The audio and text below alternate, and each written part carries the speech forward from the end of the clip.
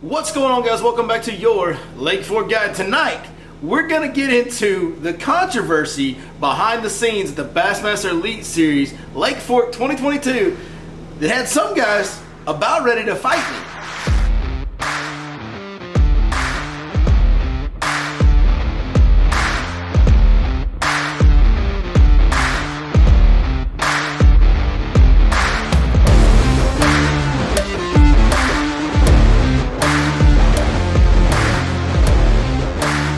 Well, as always seems to be the case with me in some sort of way, it always seems to be the case with Lake Fork. It's a beacon for drama. Apparently I'm a beacon for drama. I honestly don't know what to do at this point to keep myself out of it. I try to fish other lakes a lot. I try to film on other lakes. It doesn't matter, man. Anytime I start hanging around Lake Fork, somehow or another there's some type of controversy that seems to enter into my life, or I become the bad guy. I become the lightning rod for controversy in some kind of way. It's happened with other guides over the years. It's happened with making YouTube videos, with making a fishing app. I mean, I kind of knew that one was going to cause a little bit of disturbance because it's so against the grain of the culture of bass fishing, but it was what I felt was the right thing to do. That's the bottom line of me. I'm going to do what I think is right despite how many people tell me I'm wrong. I'm hard-headed that way. Maybe I'm arrogant that way. But I will do things that I think are the right thing to do, and I'll try to do things the right way, in my own opinion, despite how many people tell me I'm wrong. I'll fight the entire world if I have to. I've always been that way. It's how I was born. It's not anything that I can really change about myself. So it doesn't look like it's going to end anytime soon. There will always be drama and always be controversy, and this year's Elite Series was no exception. Many of you saw the video we put out Thursday night after day one. I thought we did a really good job making that video, just so you guys understand, and so maybe some of these Elite Series guys that got upset understand what goes into this. I sacrifice time with my family, time with my children, when I don't have them all the time anyway, to make that video on Thursday. I had a guide trip the next day. I had my kids that weekend, so I had a cram schedule to get that video out, so that's why it went out Thursday night right away. Also, it gets more views when it goes out right away. The more immediate the coverage is, it gets viewed better. So putting out a day one recap and breakdown video after day one is going to get me more views. That is my job, is to get views. Now, I don't sacrifice everything. I don't go around trying to clickbait things and micro fishing and live bait fishing. I do things the way I want to do. But at the end of the day, it is, my business is about getting impressions on social media. Everything that I do is related to that. So that is my job, is to get views, and putting it out in a timely manner, putting it out day of, does help me get more views. Just so everybody knows, I work from 5:30 to 9:30, and I never even stopped to eat. I never stopped to do anything. I work from 5:30 to 9:30 straight. Okay, that is what, 16 hours? 16 hours nonstop that I worked Thursday to get that video up. So there's a lot that goes into putting these videos out. So for me to take one down and cut part of it out and repost it, that also in the YouTube algorithms kills the video. It's going to get half the views or less when you do that. But what happened basically was, on day one I went out and did what I always do when the Elite Series is here. I went out and watched some of the anglers, checked out where they were fishing, and I did an in-depth breakdown for you guys because I have an immense knowledge of Lake Fork from guiding there over the years. I know just about every piece of structure on the lake almost. And Lee Livesey being in the lead, of course I covered him more than I did the other guys. I showed where John Cox was fishing and told you how unique that was on the dam. I showed where Keith Combs was fishing and talked about how he was fishing what we thought he would be with the tapering points. And I showed some areas, two areas that Lee Livesey was fishing. And because they were offshore structure areas and one of them was very different, I showed map shots. I couldn't just go up to the area or near the area and explain to you what he's fishing on the bank or anything like that. He's fishing offshore.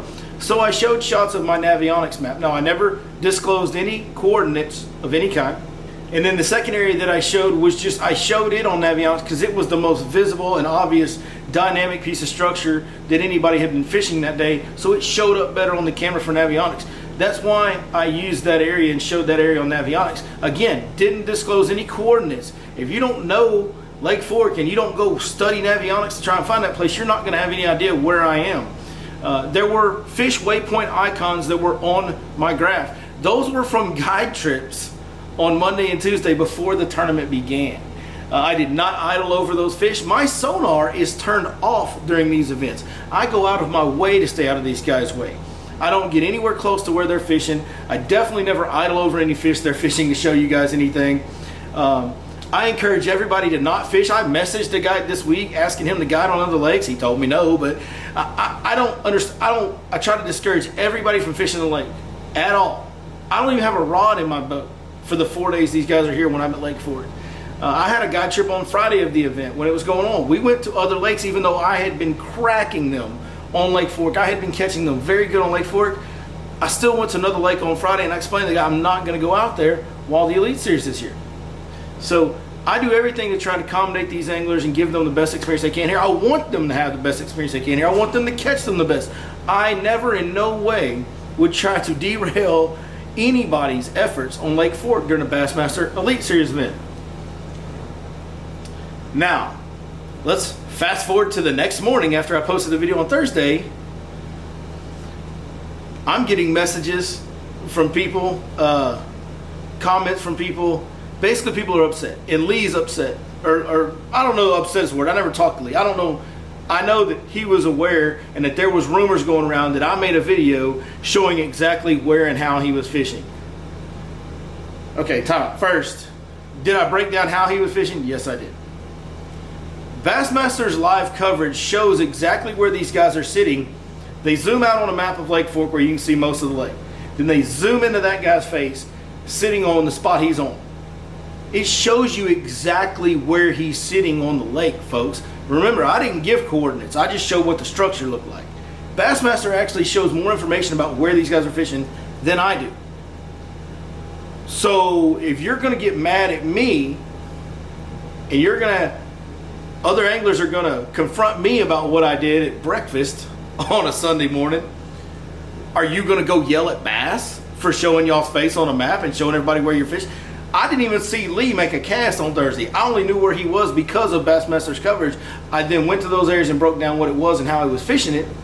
But all I did was provide some learning opportunities for my viewers to learn from what the best in the world are doing. I did not disclose where you guys were at all, any of you guys. Well, the dam I did. Keith Combs I did. But Lee, I didn't disclose where Lee was at all. Like, all I did was show what his structure was. I'm beating it over the head. I'm sorry.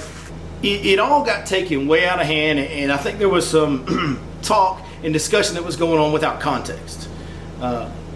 Sunday morning, Matt Robertson, Jacob Porosnik, and I didn't even notice who the other guy was, were sitting at breakfast.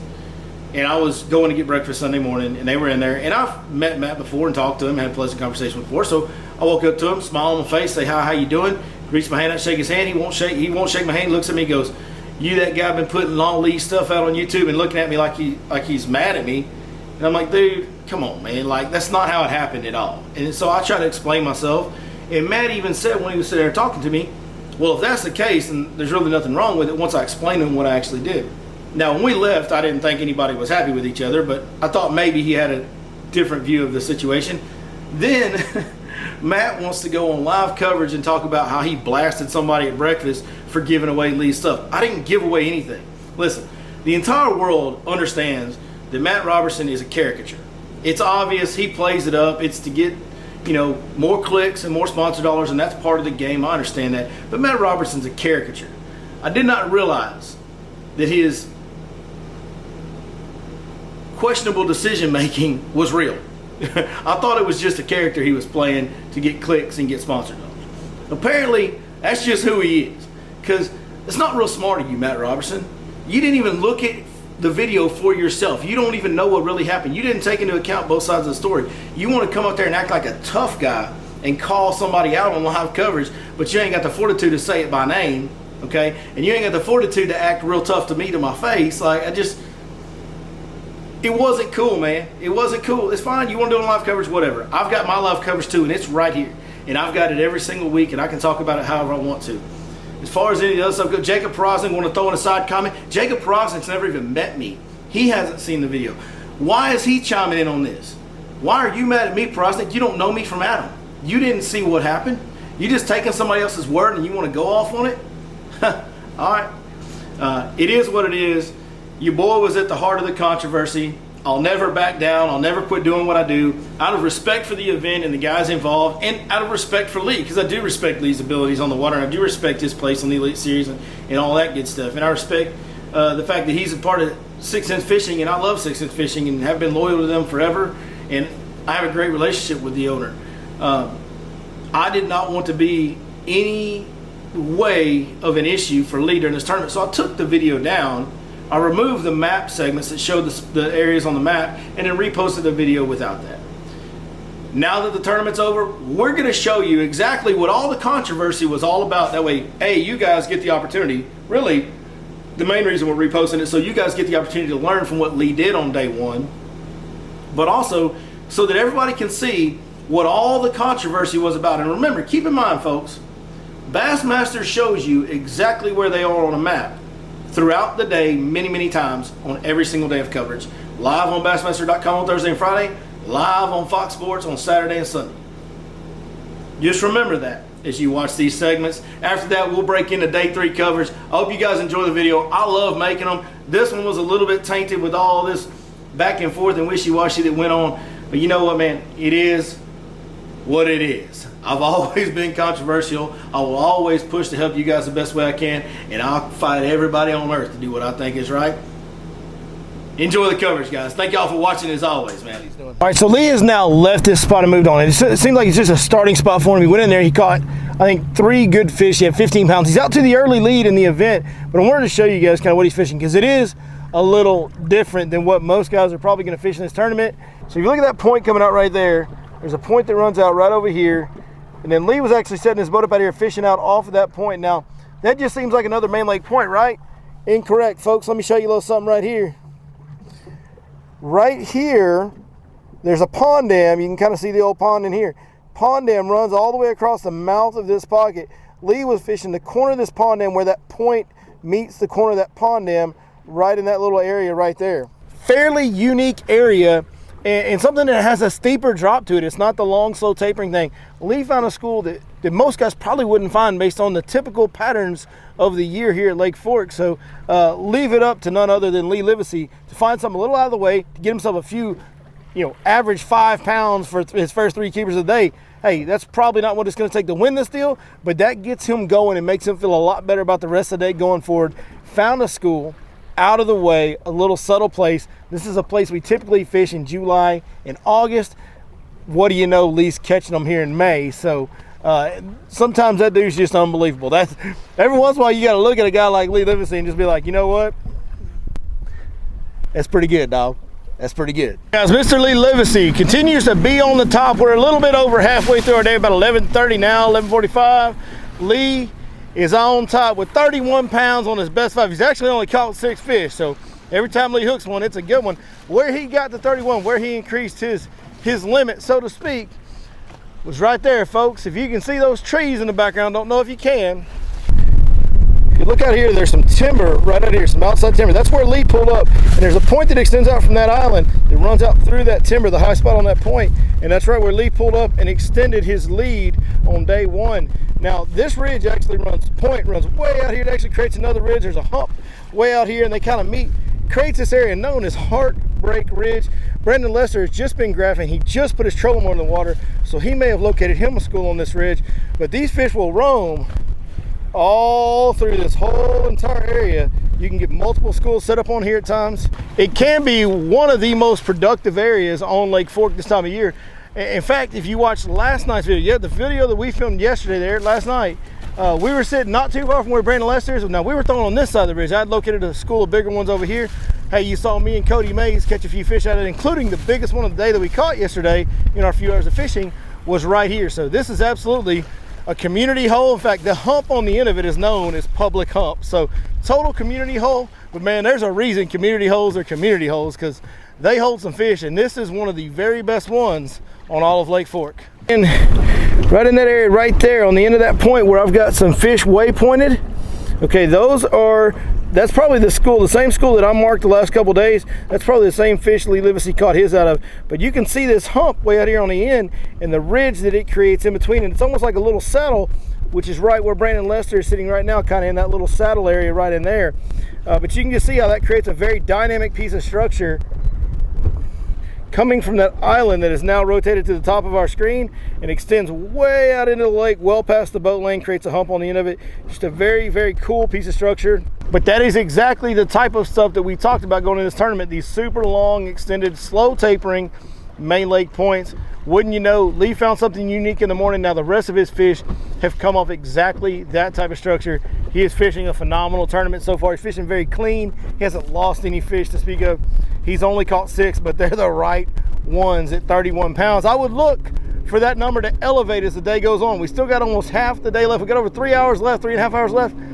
That's almost half of the day, guys. And these fish on these offshore spots tend to bite better as the day goes on. So I would look for, by the end of the day, when we go to weigh in, we're gonna see some big weights. I'm fixing to run around the lake, do some spectating, and then we'll see you guys at the weigh-in and we'll interview some of the anglers. What's going on, guys? Billy Lawson from your Lake Fork guy. I want to tell you about a new product we got today. As you see behind me, Lake Fork is super low. It's tough to navigate. What I want to do is allow you guys the ability to learn how to navigate this lake just like a pro. Let me introduce you to the Your Lake Fork Guide Pro Lanes. It's a boat lane chip. There's many out there. I feel like we've put more time and effort and information on this one. You're going to have lanes in every corner of this lake. You're going to have more hazard waypoints that tell you whenever underwater obstructions get close to these marked lanes that we have.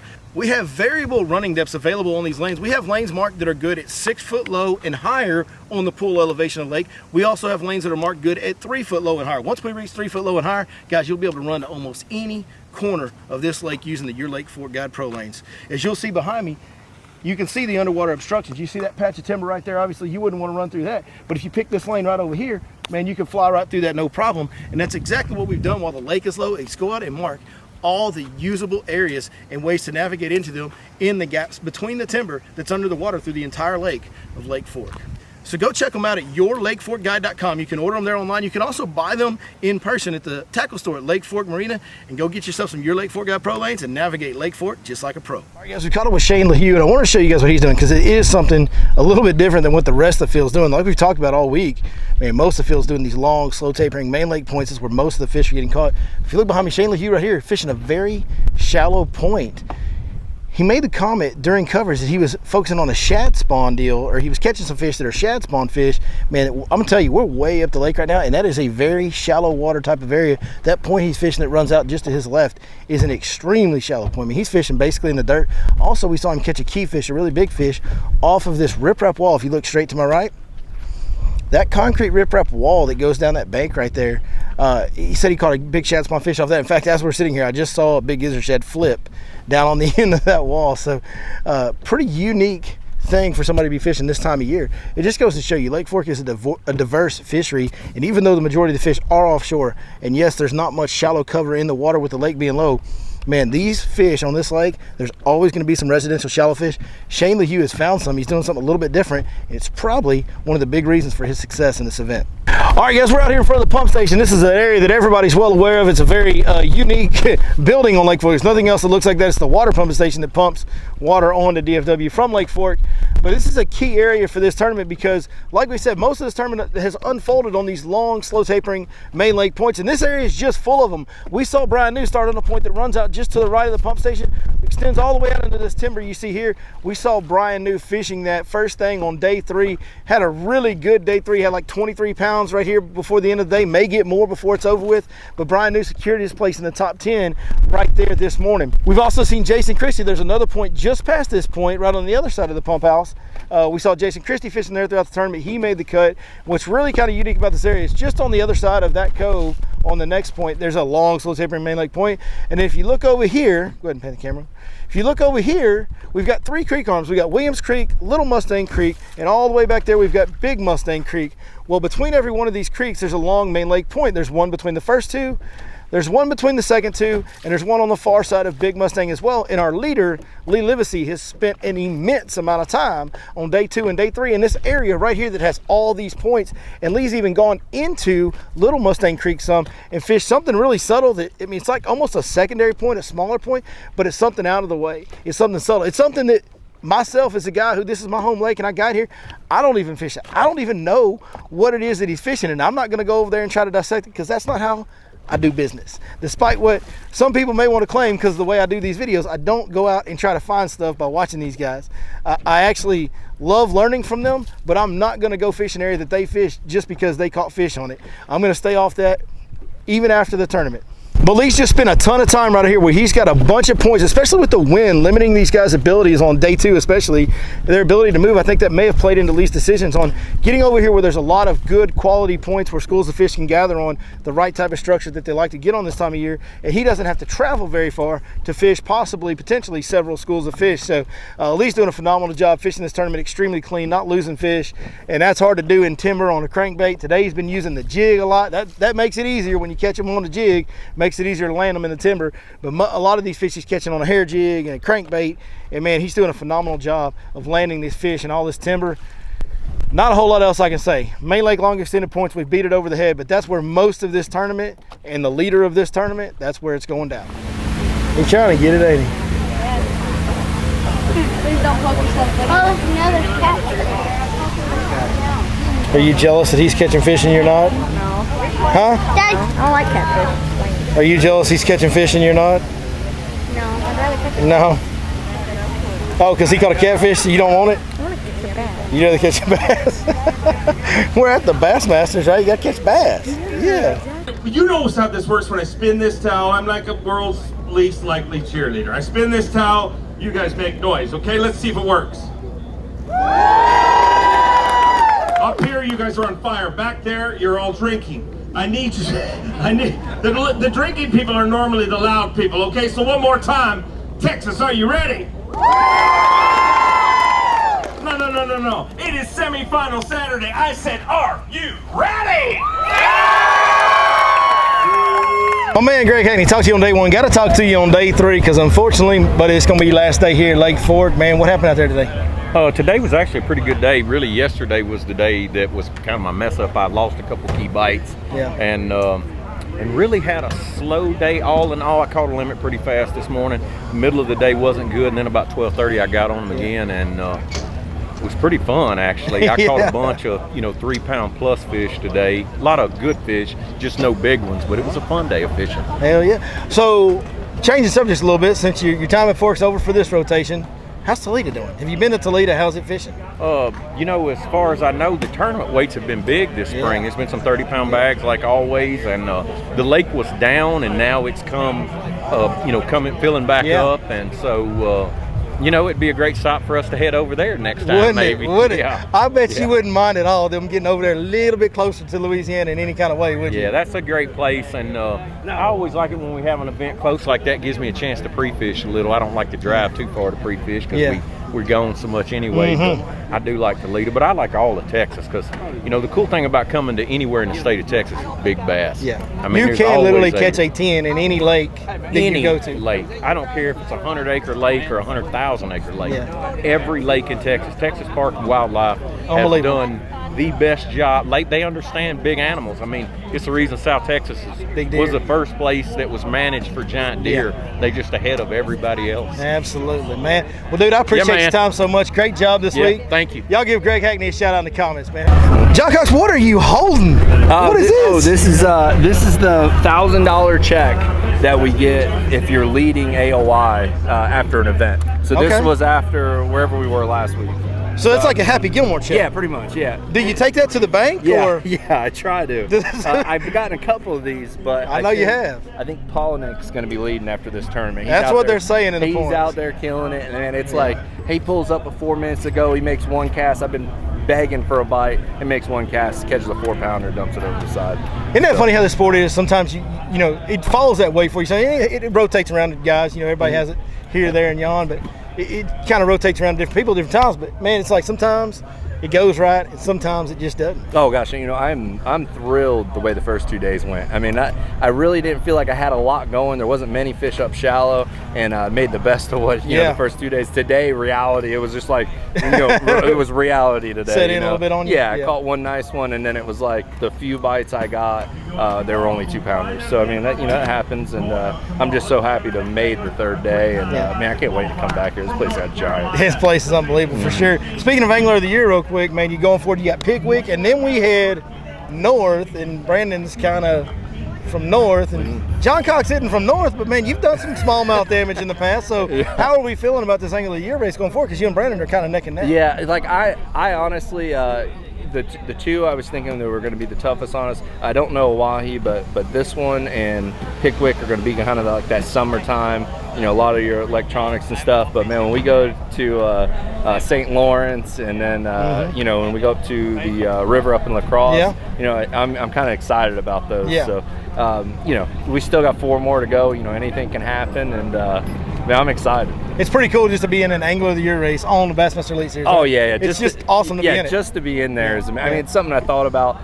You know, ever since I started fishing these, you know, you always want to win AOY, and this year it's set up where I was able to make all the tournaments, and I was really wanting to win it. So we'll see what happens. Classic question. What's a classic question? See what I did there? Yeah. What's the bigger feather in the cap, the AOY or the Bassmaster Classic? Oh gosh, I mean, the Classic pays more. AOY, I've been close. I've kind of lost AOY over on FLW to a lot of the great guys, and finished second, and that was probably worse. That was like losing 7 or 8 tournaments over the season all at one time. Yeah, so that one hurt more. Yeah, that one hurt more than any of them, and you know, so I mean, AOY, I mean, that's just, you know, it honestly, AOY should be worth more than you know, it should be like $500,000 or should pay more than what it does. But AOY is well, I bet awesome you would call. say that, being in second place for AOY. Yeah. John, man, I know it's been a long term, dude. Thank you so much for your time, brother. Appreciate Great job, dude. We Thank enjoyed you. that topwater dam thing. Still has my mind blown, dude. Oh, That man, was awesome. It was fun. It didn't awesome. work out today, and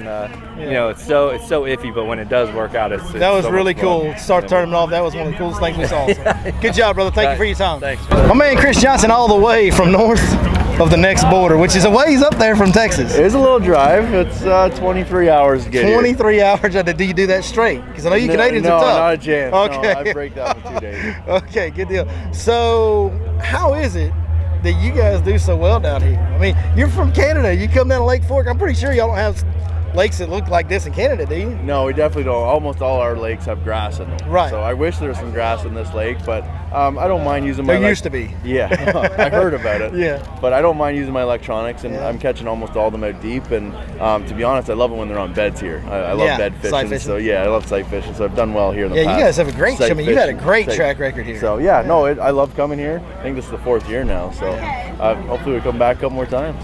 I do have a little bone to pick with you. Okay.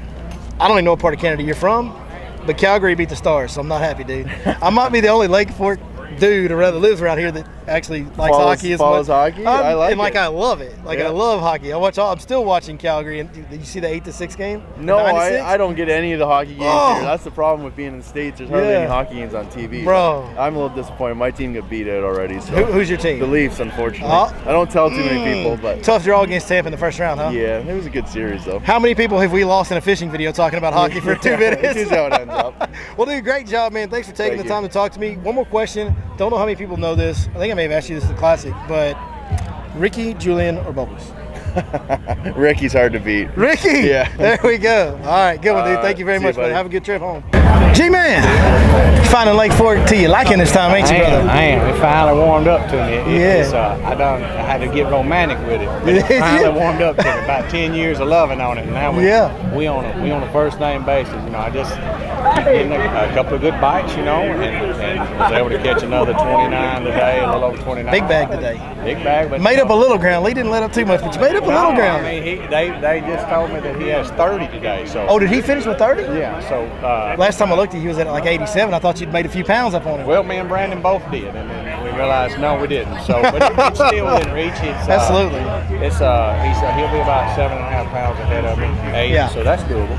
Yeah, I mean, and the deal is out here, it's just really 1 or 2 lucky bites. Dude, you keep catching the solid fish that you're catching. You get that 1 or 2 lucky bites that could be who knows how big out here, and you can make up so many pounds so quick. That's the deal. You get a couple of 5-pounders in there, and then gets an 8 and a 10, and you've got it. You've got the 33 or 34 that you need. I just haven't caught an over yet. Every day, the biggest fish I've caught, 6-14. I'm just catching for solid 5-pounders. One thing I noticed about where you're fishing, man, you're not like a lot of these guys. We're seeing them fish these long man lake points.